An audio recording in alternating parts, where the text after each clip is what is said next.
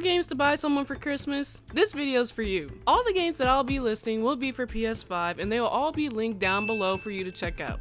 Starting off this list, we have the Life is Strange series. If you're a story-based gamer like myself, you will love the Life is Strange series. I feel like this game is really overlooked. Currently, there are 3 games, my favorite being the second game with the brothers. Each game has a really strong and compelling story, focusing on how their life has changed because of this new power that their character has realized they now have. For instance, like the ability to rewind time, telekinetic abilities, and the ability to absorb, manipulate, and see emotional auras around people. Your actions decide the character's fates.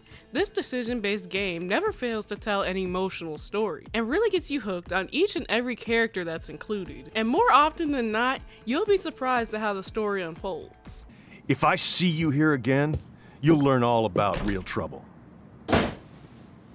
Coming in at number 15, we have Hogwarts Legacy. For all you Harry Potter fans out there, this one's for you. Hogwarts Legacy is a beautiful game that blew up earlier this year. And I will admit, I might not have enjoyed this game as much because I don't know all of the Harry Potter lore and stuff like that. I still think even outsiders can and will enjoy this game due to its intriguing combat, story, world, and character development. You can make your own character, choose your dorm, and even fly around on a broomstick a little later in the game. But the game's charm is powerful enough to make it one of the most memorable gaming experiences in recent years.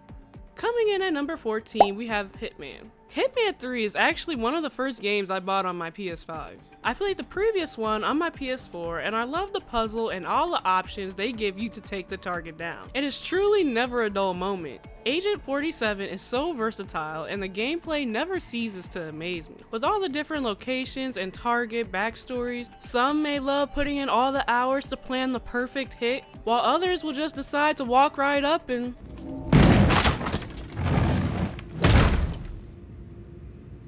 Agent Fire! Fire! Dead Space is an excellent remake, recommended both for newcomers who will enjoy an engaging and terrifying survival horror, and for fans of the brand who will appreciate the many new features introduced in the plot and gameplay. This remake represents an optimal starting point for the saga. At number 12, we have Elden Ring. This is a game I feel you should try at least once, as it won Game of the Year award in 2022. It takes the overused open world formula and flips it with a focus on exploration and freedom. It eliminates those limiting markers and quest objectives that almost every game has. It definitely could be looked upon as a genre-defined classic. Number 11. Like a mystery once solved, Alan Wake 2 reopens the case for what's possible in its genre. It's a delight to relive classic horror titles through modern remakes, but what Remedy has cooked up here is something special. It's like a gust of fresh air to horror games. There's expansive lore and a twisting story that might not be for everyone. Alan Wake 2 is one for the books. Number 10, Assassin's Creed Mirage. Assassin's Creed Mirage is a return to form. While the RPG titles offers a huge world, there's something about the smaller, tight-knit areas that lend themselves to the life of an assassin. The smaller scope and focus on stealth is refreshing, which makes the moment-to-moment gameplay a blast. The combat is diverse, allowing you to adapt to whichever mission you find yourself in, and the missions give you freedom to route your own objective. Aspects from the history of the franchise combined in Mirage to make this the best release the series has offered in years.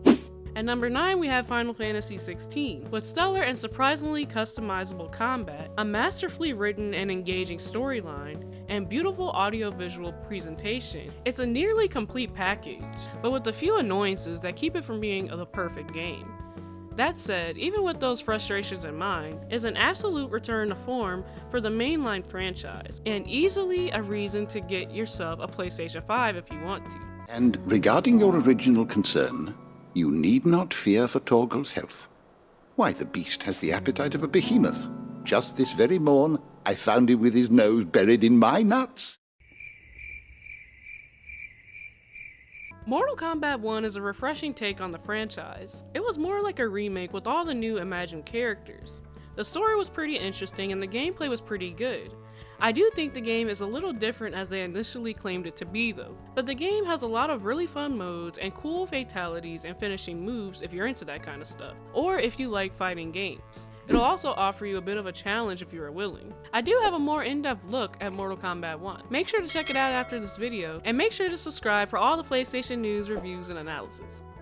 At number 7, we have Sackboy. Now before you scroll and be like, Oh, I'm not gonna play this kid game. hear me out. Sackboy is actually quite challenging, especially as you progress through the game. I was getting so heated at some parts towards the end of the game. But this game is still very much a lighthearted video game, and I love that you can play with friends and develop team building and communication skills. They even have such a broad range of character customization, including Kratos from God of War, and Ellie and Joel from The Last of Us, and so much more. The level design is so creative, and I really think this game is fun for all ages. Coming in at number 6, we have the Plague's Tale series. A lot of people often overlook this game because it's not really talked about much. It's not like many narrative games, but in my opinion, it's still very much still worth playing. A Plague's Tale is a narrative adventure whose true protagonists are the rats, and your main goal is to save poor little Hugo de Rune, as he somehow seems to be in the middle of all of this. It is set in realistic middle-aged Europe, during the 100-Year War, and it delivers an interesting story and some well-designed puzzles. Are you alright? I thought you were... We're all unharmed, Lucas. Come aboard, quick! What the dog doing? Next, we have Ghost of Tsushima. I love this game, and this game honestly has some of the best game art in game history. This game is beautiful, and it is so fun to play the game as Samurai Jin Sakai.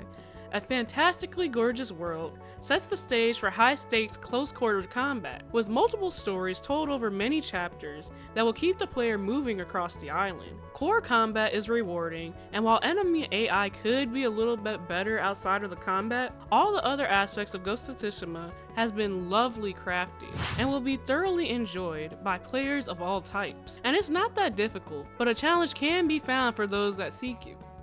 The Spider-Man series, really all of them, are truly must-plays. These games are so fun. They do correlate a lot to the movies as well. And like I stated in my previous video about the games, this game is a great way to get away from all those depressing, soul-sucking video games. Swinging around New York City, taking down bad guys, combat is so satisfying and fun. The story always seems to have some sort of plot twist. The Spider-Man series is easily the best superhero video game of all time, and if you have not played it, you are truly missing out on a great time. And make sure to check out my video on Spider-Man Remastered, and I will go in more depth about it.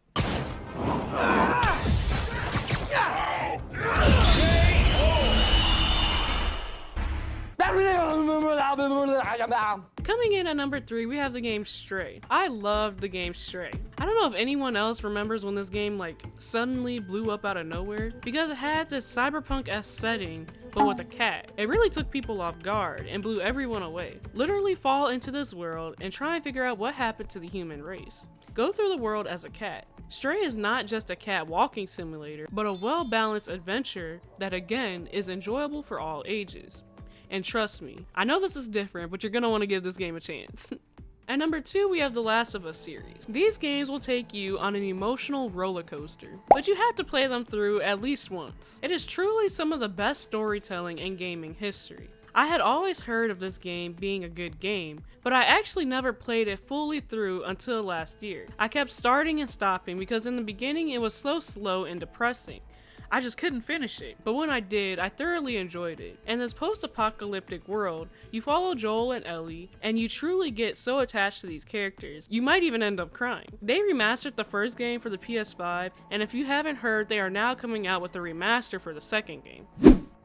Coming in at number 1, we have the God of War series. The God of War series is one of my personal favorites. Kratos is my favorite video game character, and I personally like God of War Ragnarok for PS5 better than the first one. But you really do have to play the first one in order to play the second. Go through the 9 realms with Kratos and his son Atreus, interacting with dwarfs, battling with numerous creatures and enemies, and discover many hidden places. These games will truly touch your heart as you go on this journey between a father and son, seeing Atreus grow up and witnessing Kratos grow as well. You won't regret it. And how's life been treating everyone's favourite Azure Vulgarian? The fuck you call me? Exquisite. So I'm sure there's plenty of games that I missed on this list, but these are just some that had an impact on me, specifically for the PS5. And this has nothing to do with like other games that came out, because that'd be a whole nother list. Let me know in the comments down below what would make it on your list for the PS5. Have you played any of the games that I've listed? If so, how did you like them? I'll have all of them listed down in the comments below. Pause for now, play forever. AK out.